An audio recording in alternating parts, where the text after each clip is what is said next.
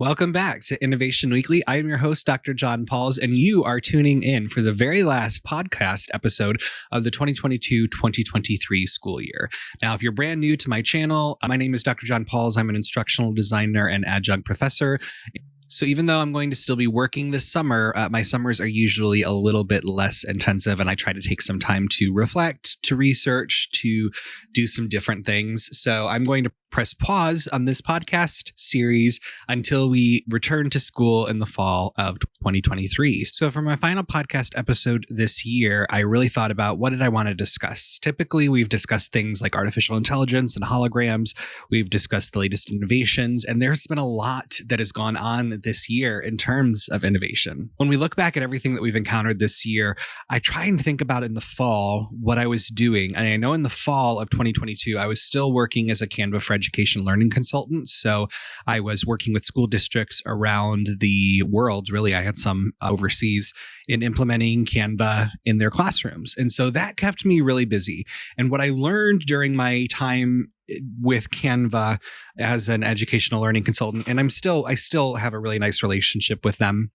They reached out the other day and asked about a potential training opportunity, and I'm always willing to help if I can. And so the thing that I learned with Canva, and this was probably one of the biggest lessons that I learned over the course of this year, was the role of creativity, autonomy, and independence, the role that those characteristics have in what I do in my career. So yes, while I teach freshmen computer science. I also teach professional development to teachers and adults around the country.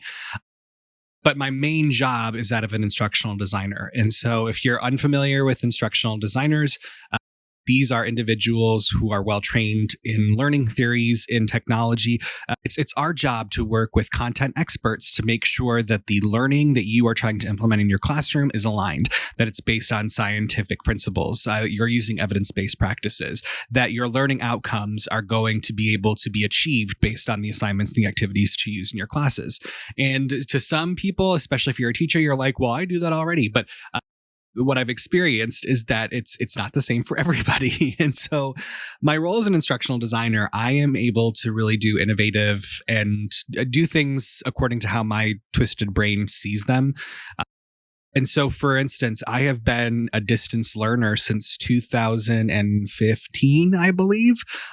I've finished 4 degree programs completely online. When it comes to learning management systems, when it comes to online assessment, when it comes to engagement strategies, I know what I'm talking about because I've lived it not only as a teacher, but as a student. And so I'm extremely conscientious and extremely careful about how we design instruction for students, because when I think about a student in 2023, I think about a student who is more than likely working a job outside of their academic studies. Even in high school, students are working. I see students who are probably dealing with socioeconomic issues, dealing with the social issues that we're facing in our country, whether it is LGBTQIA access, whether it is racial inclusivity, non-discriminatory practices. Like, there's a huge shift right now in our society, right? And it's one that's needed to happen for a very long time. But you cannot separate this massive societal shift with how it's impacting our students. And even more so, we've got students who are working, they can't afford to survive on their own. I understand because I was that student. You've got social media pressures. You've got this pressure to have your life figured out, to be on all the time. It's a really toxic environment that we are currently living in. And we continue to teach as if it is just the same normal, early millennial 1990s instruction. We look at our issues as if our students are the same students they've always have been, and they're not. They're not. So that really brings me to the first thing that I've learned over the course of this school year is that there's always been a gap between teachers who are proficient in what I call old school teaching strategies and teachers who are willing to innovate and try new things. And the gap has always been there. And then we hit the pandemic, and I've tell people this all the time. When I was working in instructional technology at the district level at the time that the pandemic launched, and I remember, I think it was a Thursday. We had the inkling that we may be closing the next week. We weren't sure when it was going to happen. And then Friday, I think Friday they had the meeting at the district level, and we got the announcement that as of Monday, it's going to be remote learning using Microsoft Teams. And so I was very fortunate. The team that I was a part of, we were small but mighty. We had been working with about 5,000 of our teachers throughout the previous few years on instructional technology innovation. We were a huge Microsoft district. We had the support systems in place. We had tutorials. We had a live active team that we managed for the first several months of the transition to make sure that teachers had access to support when they needed it. So we were very, very successful in that transition. So much so that there are several, if you go to Microsoft and you look up the school district, there are like articles written from Microsoft, interviews about our transition. So it was incredibly successful. I'm sure if you ask some of the teachers, they're going to say, oh, it was horrible. Nobody helped us. But I think that it's the 20th largest school district in the United States of America. So there are going to be some people who didn't get the message or understand where to look for support. And that's a major issue. Right. And so the first thing that I really learned this year, I thought that the pandemic was this shifting point, and it has been. A lot of people have done new and innovative things. It's been wonderful. But so many people have just dug their heels or their shoes into the sand. And it's gotten for me as an instructional designer personally, very, very frustrating. Not frustrating for me, frustrating for me, but frustrating for the students as well. Frustrating for everybody when I look out and I see this educational system that is just so lost. And I just don't know what we're going to do to bridge these gaps because technology and innovation is accelerating at a rapid pace. You don't know what's coming down the pipelines. We have no idea where we will be in a few months when we come back to school in the fall term. We don't know. Look at where we were from January till the end of the school year. I can guarantee you back in December, most of us didn't know about ChatGPT. Most of us didn't know about AI. And then we come back to school in January and suddenly, oh my gosh, now we have to rethink everything that we're doing. So I don't even know where we're going to be in the fall. You don't know where we're going to be in the fall. We don't know where we're going to be this time next year. And that's my point. Innovation will come whether you are ready for it or not. And we are approaching this place in society where the innovation is so wide. We have artificial intelligence robots that are actually manning work centers. We have, you can shop and buy things without ever having to leave your bed. You've got economic crises, inflation. We have all these different things. Our world in 2023 is not what it was in 2022. It's not what it was in 2021. It's definitely not what it was in 2010. Okay. We have got to keep up the pace of societal innovation because if we're not, we're going to fail. We're going to fail. We as educators work to make sure that our students, the children that come into our classes and that grow to be adults, these individuals will learn from us and hopefully their communities and their parents, but that's not always a given, will learn from us the skills that they need to interact, be successful, and contribute to society in a meaningful way. That's the point of education, right? The point of education is to teach them, to prepare them for a world outside of their windows. And so we have got to start thinking about everything that we're doing in the classroom. And if it no longer serves a purpose, why are we doing it?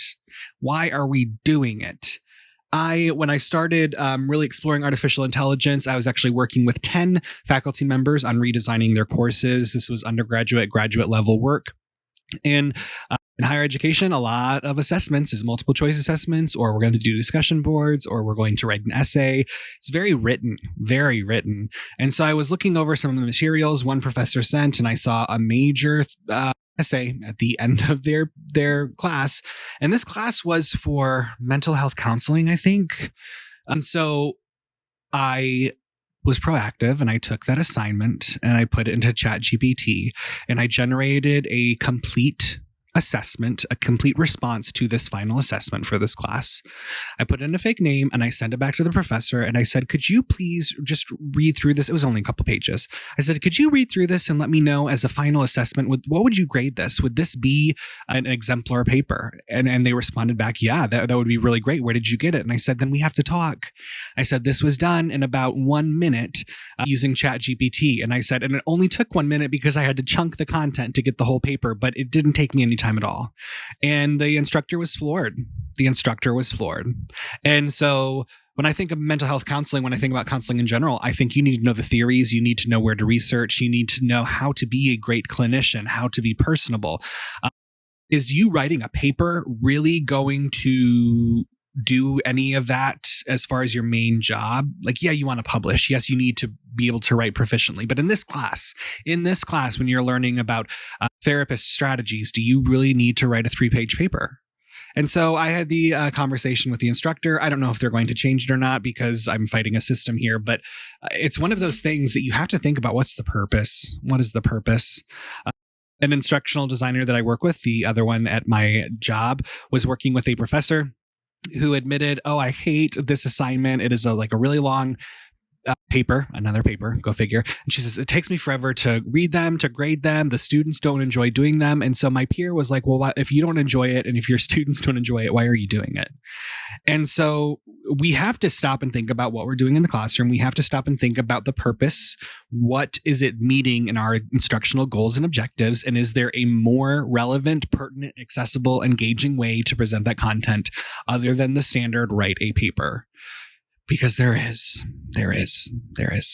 So my first observation of this school year based on my interactions is that we are in some major trouble when it comes to the innovation pace in our classrooms, when it comes to how we assess instruction.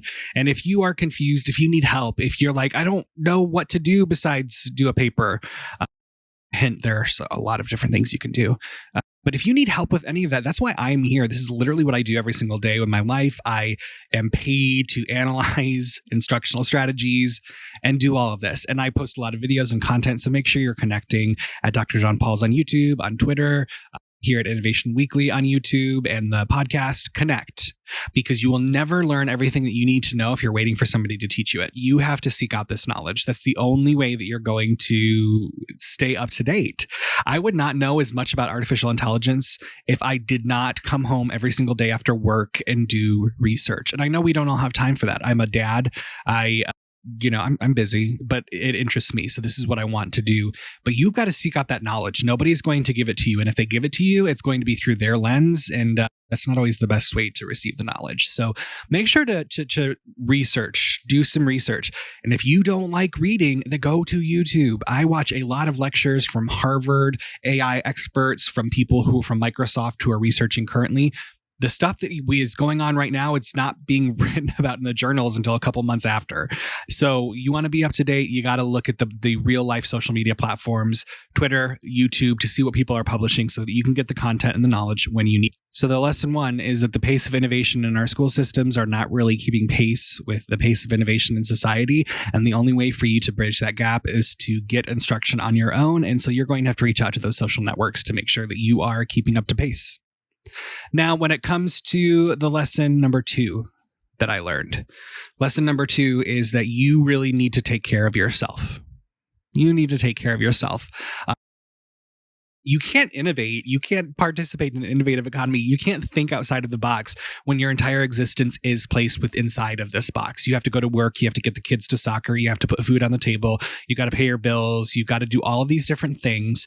When are you leaving space for your innovation? When are you leaving space for your mind to wander, to think more deeply about what you want to do in your life? If you're not making space for that, it's not getting done. And that is no fault to your own, because it's hard enough for me to do what I want to do every single day. What do you think it's so hard for me to get these podcast episodes out?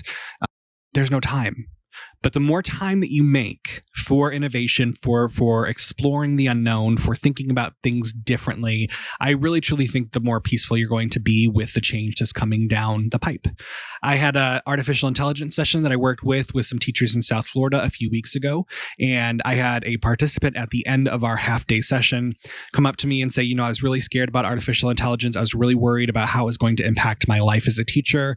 And she's like, after speaking with you and hearing you talk about some strategies, she's like, I'm not so worried anymore. I'm a little bit excited. And that made my day, because that's what I want. You should not be fearful of the technology. You should be knowledgeable about the technology so that the technology never gets to the point where we have to fear it. And not to say that artificial intelligence is not scary. It is quite literally terrifying. But if you ask me personally, if the AI overlords want to come and just take over business as usual, I'm sure they'd probably do a better job than we're doing. So don't fear it. Embrace it. Set some time aside so you can research and try new things. Make sure to connect on socials. The innovation needs to continue to push forward. And with that vein of taking care of yourself, technology has made it to where we can take care of ourselves more efficiently. Think about where we are now and where we were 5 years ago. We have technology that allows us to meet remotely. We can manage tasks on our cell phones. We can do so many different tasks that used to take us a very long time. Artificial intelligence has saved me so much time. But I don't understand why we have the technology. I do understand why we have the technology, but yet businesses and corporations still are saying, "Oh, we need to get back together. It's collaboration. It's collaboration. We need to see each other in the cubicle 5 days a week for 40 hours out of the week. And you have to do an hour-long commute to get back and forth to work. So we're just going to monopolize all of your time." It doesn't need to be that way. It doesn't have to be that way. It's just going to take a societal shift. But stand up for yourself and really speak to your value. Make space for yourself. You have other things you want to do in your life other than work for somebody else. Hold that space and protect it. The next thing that I learned this school year, probably more so than any other year, is the power of accountability.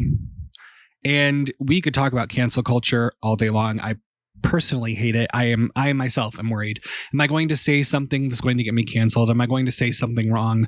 I was on TikTok the other day and I posted a video about my research using clinical terms that are appropriate for my research and for academics. But because I wasn't talking to clinical people, I was talking to TikTok.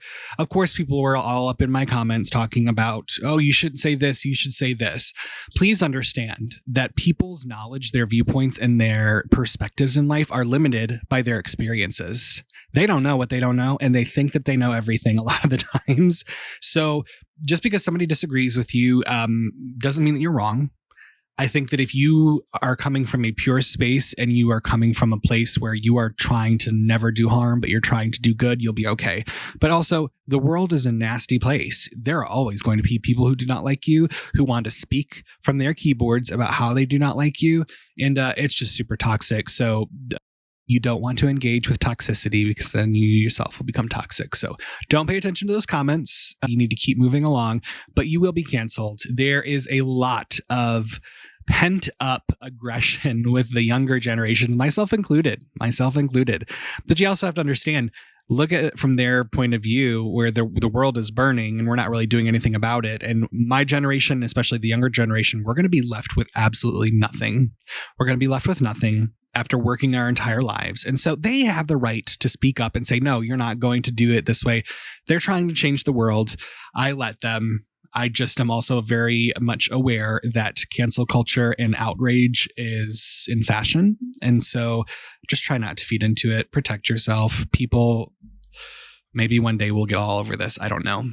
But also, I will say that the youth's power of accountability and their willingness to speak out on perceived injustices has really allowed me to grow in my own pursuit of justice. I would say I'm much more comfortable now speaking out than I would have been before. I was definitely one of those people who never said anything. I didn't want to rock the boat, but I'm tired of that, man. I am tired of that. And so I'm not doing that anymore. And if I don't agree with something, I'm saying it. Because at the end of the day, I have done my work. I've done everything I'm supposed to do. I deserve the chance to be heard. And so I'm going to speak and be heard. And you should speak and be heard as well, because you have a lot of knowledge that you want to share. Just because you may not speak the 2023 mumbo jumbo that schools will try to get you to adopt, rigor, blah, blah, blah. Just because you don't know those yet doesn't mean that you are not intelligent or not a good teacher or not a good human being. You can't know everything. And not to mention, do you know how many theories are out there? Do you know how many theories, how many learning theories, how many models, how many approaches are out there in scholarly literature? You could probably come up with some assumption, and you will find research that testing that assumption at this point. And so theories are theories. As long as you are backing up your decisions by data and by evidence, we're doing our job. We're doing the best that we can, especially when we're living in a world where evidence is being created every single day, not necessarily analyzed every single day. And I will say I'll close this podcast episode out on my last finding this school year. But really what I learned more this year is how in trouble our educational system is at all levels. I really predict in the next 10 years, we are going to see a massive shift, especially in higher education. The students in my classes, they are there because their parents are making them come. They are there because they were told you go to college, that's what you do. Now, my generation was told that, but at the time, my generation could go to school and get a job and, have a nice living. So I saw the proof of the pudding in those scenarios. But the students in my classes, they're not seeing the proof. They're not seeing the proof out there in society. Everybody is struggling. When everybody is struggling, why are you paying that much money to go to school that are teaching you things that are not even relevant to the world outside of your windows? And so we're going to see a massive shift because I think students are going to stop. They already are stopping going to college, but we're going to have even more students not going to college, and they're going to be going into trades, which is wonderful. We need more trades. College is not for everybody, nor should it be for everybody. But we're going to have to see a reframing of higher education when it comes to how we implement teaching and learning, the types of programs we offer, how we facilitate, how we provide value to our students. Because I don't think our students see value in multi-million-dollar recreation centers and all these fancy things and then have to go to class that it happens to be a science class or humanities class in a rundown building. They don't want that. They can see what's going on. And so I feel like they're going to be less willing to participate in that whole narrative going forward. So colleges and universities are going to have to do some soul searching and figure out, what is your core purpose? What are your missions? What are you aligning yourself to? What are you investing in? And is that investment going to return any sort of profit? So yeah, I learned a lot this year. I personally cannot believe that it's the summer. It took me forever to get this podcast episode out because I'm just like, it's not the summer already. It is June 19th when I'm recording this, and school will be back in session for me the beginning of August. So it is a wild time. But thank you so much for tuning in to Innovation Weekly Podcast. Thank you for listening to my views on things like innovation, education, and where we're at in society. And I can guarantee you I'm going to have more to talk about next year. So please make sure to like and subscribe. Make sure to follow on all of the socials that I'm part of, TikTok, Twitter, YouTube, at Dr. John Pauls, connect on LinkedIn.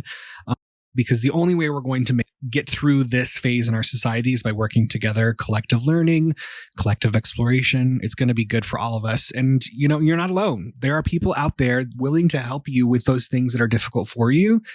Maybe provide some different ideas, different outlets, different motivation. So you just need to reach out, connect. I know that social media can be incredibly toxic. I know that firsthand, but there are also some good points to social media. And when all of society is socializing on social media, you kind of have to do that to remain part of the dialogue. So I hope that this podcast has provided value. I hope that you have learned something from our interactions this year, and I look forward to our continued collaboration next school year. Until this fall, my name is Dr. John Pauls. Connect on all the socials. I hope you have a wonderful summer. Make sure to reset. Make sure to take some time out for you, because the students will be knocking on our doors before you know it. Okay, have a wonderful summer. Thanks so much. Be safe and have fun innovating. Bye.